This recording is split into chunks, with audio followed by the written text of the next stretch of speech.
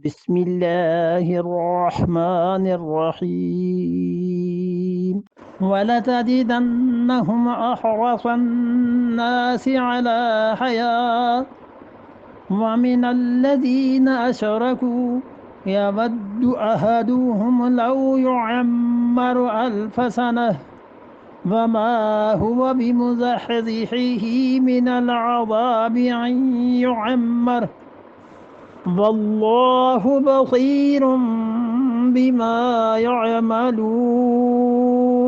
اور پھر کیا خوبصورت بات فرمائی، وَلَتَجِدَنَّهُمْ أَحْرَصَ النَّاسِ عَلَىٰ حَيَاةٍ، اور آپ پائیں گے سب سے زیادہ دنیا کی زندگی پہ حریص، لالچی۔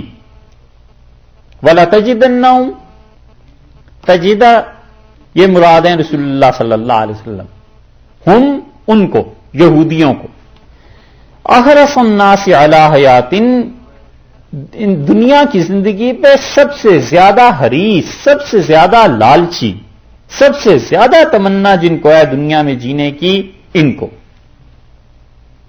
وَمِنَ الَّذِينَ أَشْرَكُوا، اور انہیں جو لوگ شرک کرتے ہیں۔ یہ اس کا ترجمہ یا تفسیر دو طرح سے کی گئی۔ ایک تو یہ کہ سب سے زیادہ دنیا کی زندگی کے شوقین یہ تمہیں یہودی ملیں گے، اور یہ جو واو ہے نا، اس کو بعض مفسرین کہتے ہیں کہ اس کا عطف دو حرف پیچھے ہوگا، یعنی وَلَتَجِدَنَّهُمْ أَحْرَصَ النَّاسِ عَلَىٰ حَيَاتٍ وَمِنَ الَّذِينَ أَشْرَكُوا۔ یہاں پر اگر وقف کریں گے تو اس کا ترجمہ یوں بنے گا کہ تم سب سے زیادہ دنیا کی زندگی کے شوقین پاؤ گے ان یہودیوں کو اور ان کو یہ جو شرک کرتے ہیں۔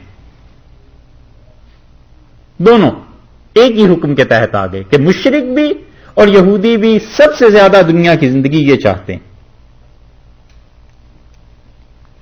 اور ایک ترجمہ یہ کیا گیا ہے، یہ جو واو کا عطف ہم بیان کر رہے تھے کہ دو لفظ پیچھے جا کر پڑے گا تو ترجمہ یوں بنے گا کہ وَلَتَجِدَنَّهُمْ أَحْرَصَ النَّاسِ عَلَىٰ حَيَاتٍ، اور تم سب سے زیادہ دنیا کی زندگی کا شوقین، جینے کی جنہیں بڑی تمنا ہے، پاؤ گے ان یہودیوں کو۔ وَمِنَ الَّذِينَ أَشْرَكُوا،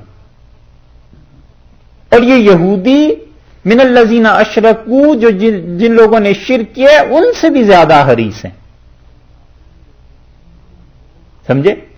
پھر دیکھیے وَلَتَجِدَنَّهُمْ أَحْرَصَ النَّاسِ عَلَىٰ حَيَاتٍ، اور تم پاؤ گے سب سے زیادہ زندگی کا حریص یہودیوں کو، حتیٰ کہ وَمِنَ الَّذِينَ أَشْرَكُوا، جنہوں نے شرک کیا ان سے بھی زیادہ یہ۔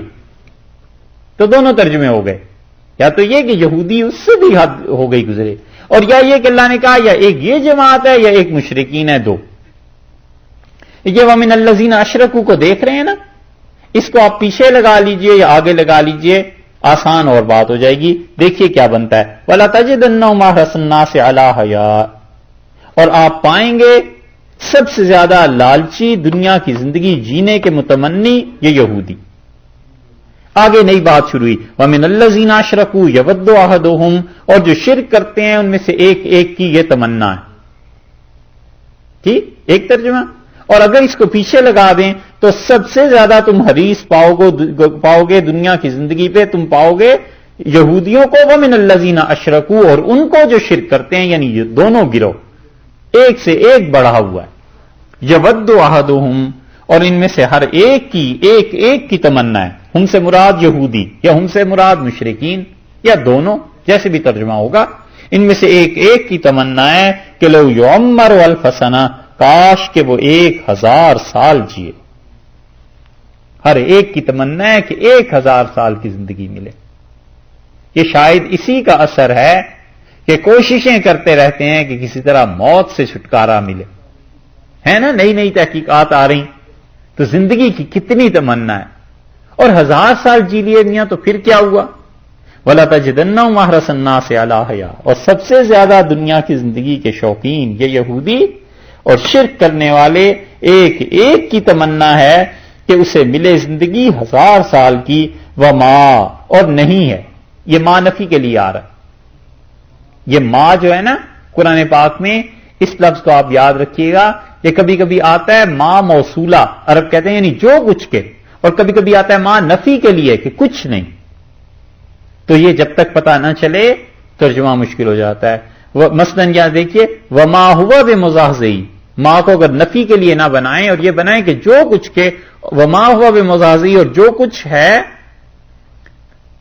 وہ ہٹاتا ہے من العذاب ان یعمر، عذاب کو جبکہ زندگی دی جائے، تو پھر ماں کے کوئی معنی ہی نہیں بنتے. حالانکہ ماں کا ترجمہ نافیہ کریں گے نفی سے تو پھر معنی بنے گے وما ہوا بمزحزحی، اور اگر انہیں 1000 برس کی زندگی وہ دے بھی دی جائے بمزحزحی من العذاب، تو وہ اللہ کے عذاب کو ان سے نہیں ہٹاتی. ان یعمر، اگرچہ اتنے معمر اتنے عمر والے بھی ہو جائیں تو بھی 1000 سال کے بعد پھر وہی عذاب ہے. تو ہوگا کیا؟ 1000 سال بعد بھی تو مرنا ہی ہے. پھر کیا ہوا؟ پھر اور اس کے بعد پھر بھی جہنم. واللہ بصیر بما یعملون، اور اللہ تعالی خوب باخبر ہے، دیکھ رہا ہے ان اعمال کو جو تم کرتے ہو.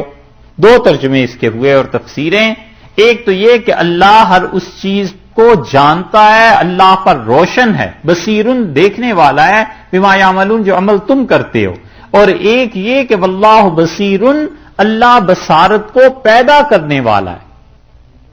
بما یعملون جو کچھ تم کرتے ہو نا، اللہ اس میں بصارت کو پیدا کرنے والا ہے.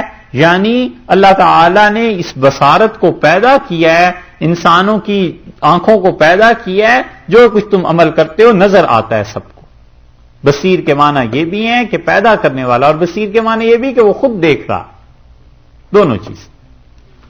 یہاں تک ساری آیات لکھوا دی تھی جی؟ اس کے بعد تو نہیں نا لکھوایا؟ ٹھیک ہے جناب.